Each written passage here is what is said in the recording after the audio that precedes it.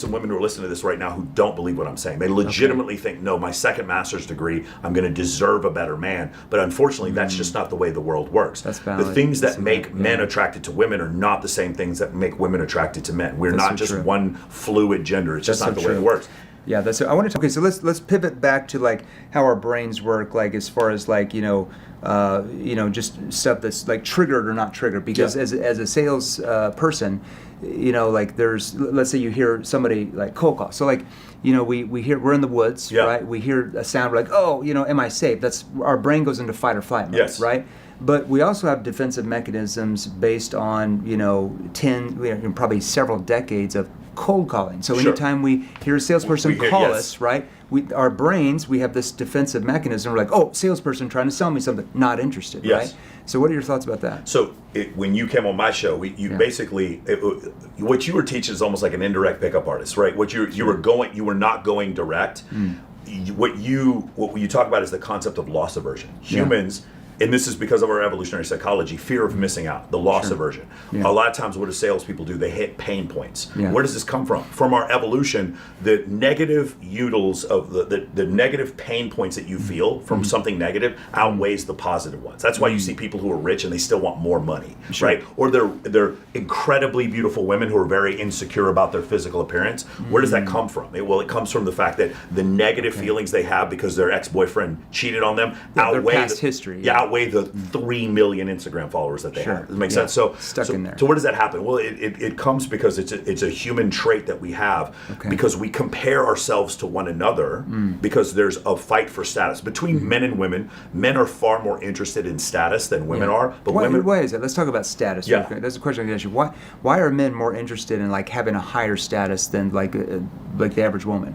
Sexual selection is the main answer. In fact, again, we're going to go to a place that probably is going to offend some of your audience. But everything you do is based on sexual selection. Literally, if women were not the selective gender, all of society would have never been built. It was men competing with other men for access to resources and women, and men competing with other men to invent things to gather resources to impress women. To raise their status. Correct. Right. So like like Dr. Caldini, right? If you persuasion, Sartain. So he'll talk about like there's really three areas of like high status in our society. It's how many social media followers you have. Sure. High status, right? You could be a nobody and have 3 million on IG. Like, oh, he's got 3 million followers. Doesn't mean they're making any money, but high status. So that would be perceived high status. Perceived high status, exactly. Then you've got, wealth. Yes. And then you've got really fame. Yeah. Those are the three biggest things. So why do men like seek those things compared to, and a lot of women seek those things too, but maybe more men do, or maybe they don't. Women are more concerned with a man's status versus her own. Okay, that makes sense. Men are more interested in their own status. The majority of wars are men killing other because they're hunters, women. Right? Yes. Hunters is a reductive way of saying it, but we have more testosterone than women, so we're more assertive, more aggressive. We got to go out and provide. We got to gather the wood. We got to kill the deer. Again, now you sound like an evolutionist. That's exactly right.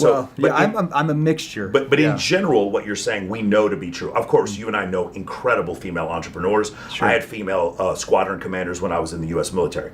But in general, you're correct. Men are more assertive and more aggressive and more dominant because we have 17 times as much testosterone as women do. That's generally the reason why. Women having massive amounts of testosterone would not aid in them being able to carry children, so that's the reason why they don't have that. Anyway, we're going back to what you're saying with the sales. It's this concept of loss aversion. So men, because we're more competitive, we're more attuned to status, status cues. And if you do something that takes away from someone's status, or if you hit someone's pain point, then that's the reason why they tend to buy. That's the thing that I've seen the most. It's like, for me, my father was killed by a drunk driver back in 2006. And then about 6 weeks later, I got sent to the Middle East. And when I was there, my girlfriend left me. Right? I watched it on Facebook. I watched it happen on Facebook. Yikes. And that was a pain point that I'd hit. And that pain point inspired change. Before that pain point, I hadn't suffered enough. It's like Eckhart Tolle talks about. Right. Yeah. So there's the two biggest. We talk about this all the time. The two biggest emotional drivers that cause a human being to want to change are pain and the fear of future pain. Yes. There you go. Because if we can't, if you're in a sales conversation, if you can't help the prospect relive their pain, and even a pain of their past history, and have a feel of this can continue the pain. Yes. Right. They feel no need to change. And if they feel no need to change, that's why you get objections. That's why they don't buy. So just consider now all of your proclivities are now rejections or ways to avoid pain. Yeah. Even what's fear of heights. I don't want to fall and die or break my leg. I don't want to talk to the beautiful woman at the bar and she's going to reject me. So let's go into that one specifically. So where does that come from? So women generally don't have approach anxiety. And the reason why is if they approach the wrong person, nothing would happen to them. Right. But if you lived in a tribe of about 150 people, and we get this number from an anthropologist named Dunbar. Dunbar's number was that tribes were about 150 people, somewhere in that area. And you'll see military units are about the same size. The reason why is because at 150, you can remember everyone's name and face. Yeah. Once we get more to that, then they just become like names. Numbers. They just become numbers. Yeah. And so in your 150 person tribe, there were maybe 7 or 8 women that you possibly could breed with. And if you screwed it up with any one of them, you were unapologetically weeded out of genetic existence. You went and talked to one that was already taken, and the bigger, stronger man clubs you to death. Or you go to the other ones and you say something dumb, and they spread rumors about you, and then now no woman wants to breed with you. And you're out of the tribe. Well, if we go back and look, 80% of women throughout history have reproduced, and only 40% of men. So we know this to be a thing. No kidding, I didn't know that. There's one point where it's 17 women for every man who populated. There's one point in history. Crazy. Yeah, we can see X and Y chromosomes. Wow. So if you understand that, then you understand that that's where men get approach anxiety. They get approach anxiety because their ancestors would go and they'd say the wrong thing, the dumb thing, and they would actually be physically eliminated by the alpha what was this, males. like in medieval times? No, we're talking millions 50, of years We're talking ago. about 50,000 years ago. Like pre-Ice Age? We're talking about Pleistocene, yes, like Ice Age, Wow. during that time period. So whenever you see that, that's where the approach anxiety comes from. Women could go up, and they're not going to especially beautiful women. Beautiful women can have tons of things wrong with them as far as personality is concerned, and they're not going to do well. Right. Just consider the way we view status with human beings. And then this is another thing, I always use this example of the male cardiologist and the female cardiologist. Okay. The male cardiologist has things that bring status into his life. He's a lecturer.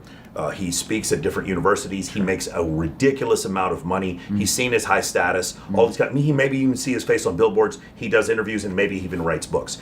The things that make him high status also make him attractive to women. Okay. Now let's look at the female cardiologist. She does the same things. She's a lecturer. Maybe she's a dean of a school.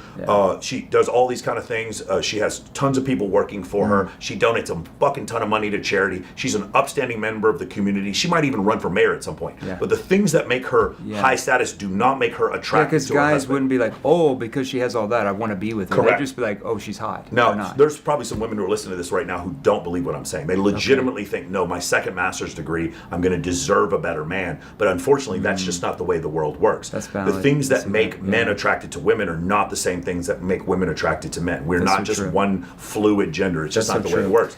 Yeah, I want to